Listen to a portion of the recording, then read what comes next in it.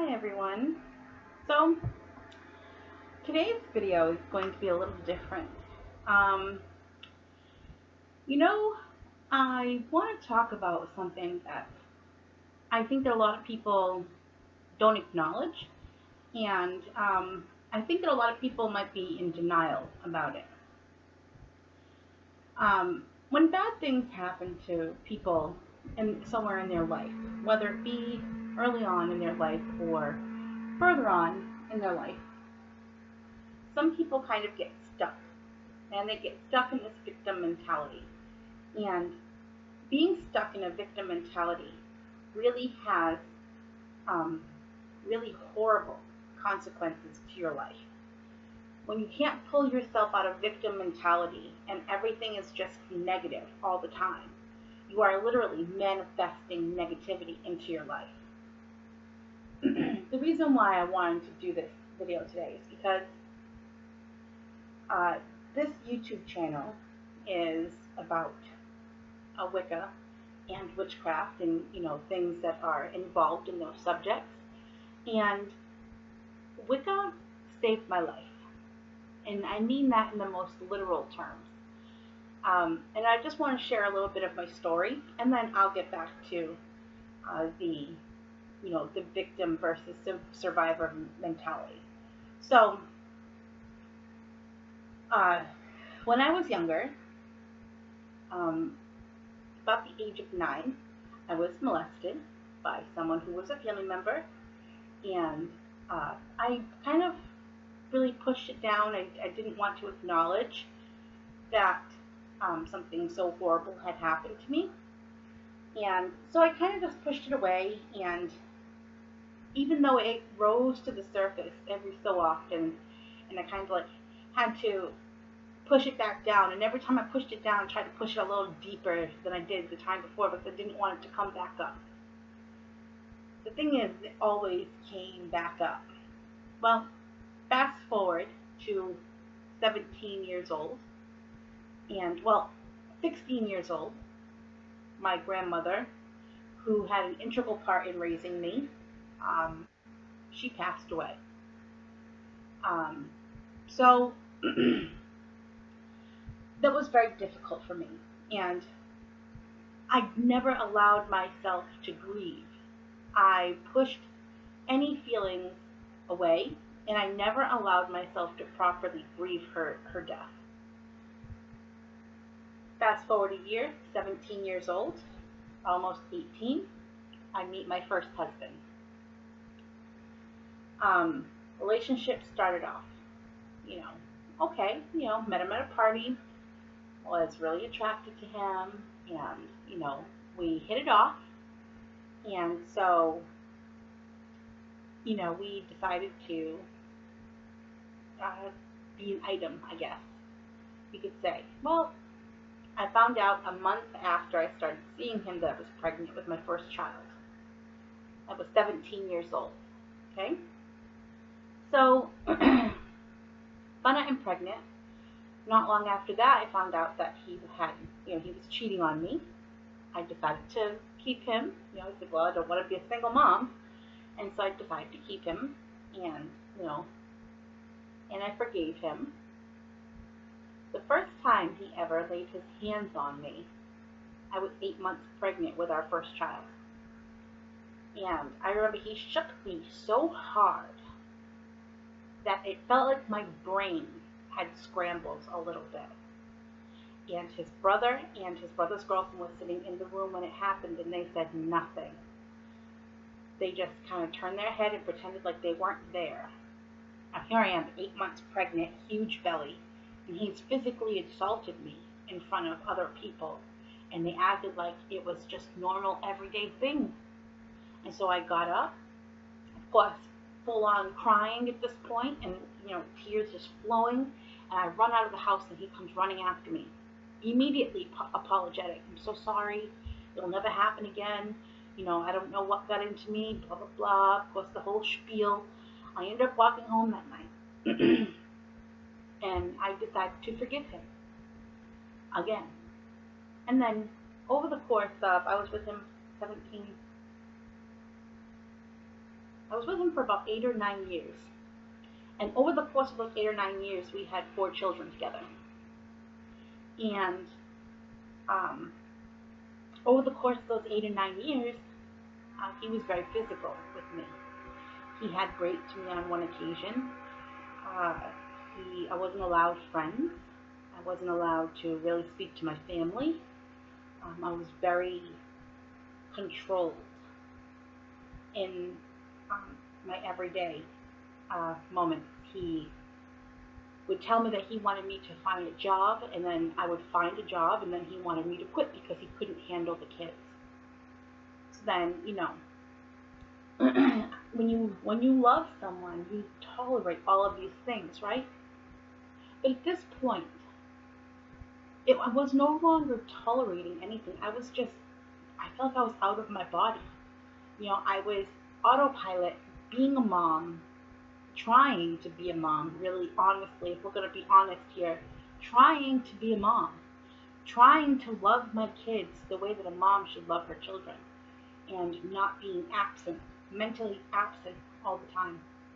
And that was difficult for me. I was very often not present. So the course of those 8 or 9 years, I really, and not dealing with any of my past issues, really developed some severe depression. Well, the time that I decided that I had had enough was when I found out that my ex-husband was having not only an affair, but a relationship. He had a whole second life. He was dating a woman for 2 years while I was pregnant with our last child. And I had decided at that point that that was enough, and I was no longer going to tolerate that behavior. So I left. And I struggled. I struggled harder than anyone should ever have to struggle. And I reached a very low point in my life. Reaching this low point where you question whether you even want to exist anymore is one of the hardest things to accept, really, and to even look back on. To still feel that pain, still be aware of how raw and vulnerable and how human I was. So I had reached a point where I thought my kids are better off without me. My kids are better off without this mess of a mother.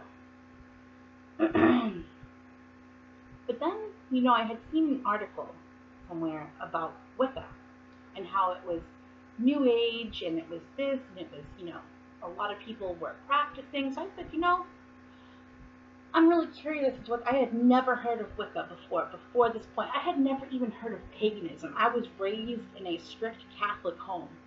So, witchcraft was like evil and, I had never heard of paganism and Wicca.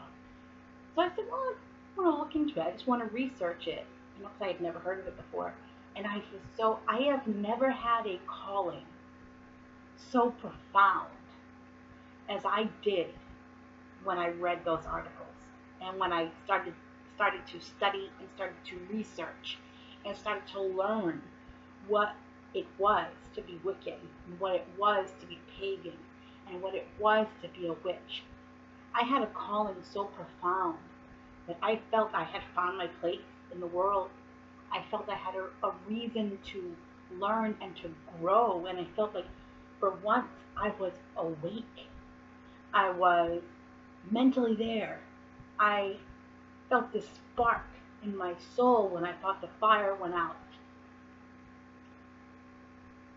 So, at that point, I decided I'm going to get books, and I'm going to get notebooks, and I'm going to start writing down everything that I'm drawn to. And then I found that I was drawn to so many different things. And that's when I realized I was eclectic. I wanted to pull from every source I could find. There was something I could relate to. So I decided at that point that That's what I was. I was a Wiccan. And I no longer wanted to hurt myself. I no longer wanted to remove myself from existence. So as you see, Wicca literally saved my life.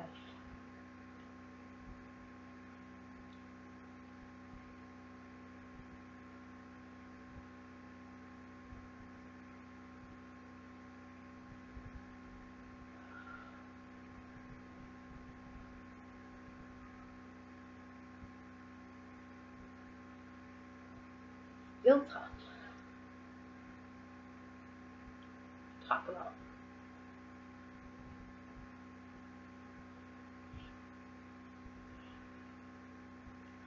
To see how far I've come. As a mother, I was able to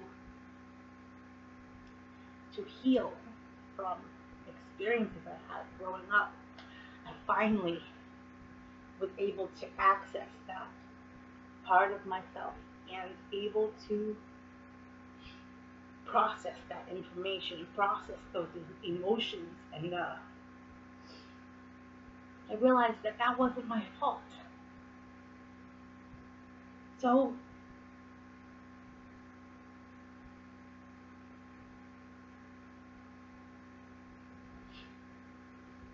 just give me a second. Being a Wiccan means so much to me. It connects to my soul. It's where I belong. Now, I just wanted to share that story with you because, number one, when somebody has this like YouTube video and they want to teach about something, right? I think that you should know why the person is doing it. And this is my reason why. This is my reason why. Because it's not just a new fad or, a phase that I'm going through. This literally saved my life.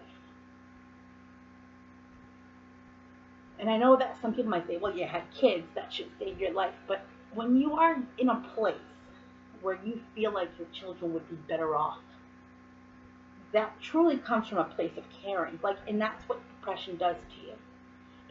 It puts you in a place where you aren't thinking logically anymore. You are thinking that you're a burden to all of those that care for you. So this is why I do this. And that's why I wanted to give you a backstory, because I have endured many, many things in my life. So Wicca saved my life. But for many years, I suffered a victim mentality. And I'm not afraid. I'm not embarrassed to say that, because I was able to recognize what that is and pull myself out of it. So when you adopt a survivor mentality, okay, things in your life start to change. You start to see things from a different perspective. You start to see things more clearly, and it brings clarity to the situations in your life. When you no longer see yourself as a victim, because a victim means you're still going through it, right? A survivor means that you've moved past it.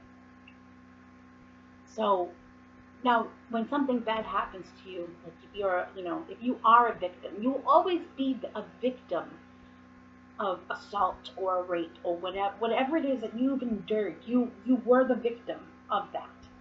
But are you currently a victim? That's the question you have to ask yourself. Do you want to be a survivor? And I know that now that I see myself as a survivor, I wish I was a survivor years ago. Because now things, make so much sense to me, and, positive changes started happening to my life when I started to let go and started to heal. So this is why it's important for people to understand that bad things happen to a lot of us, and it really is in how we view these situations.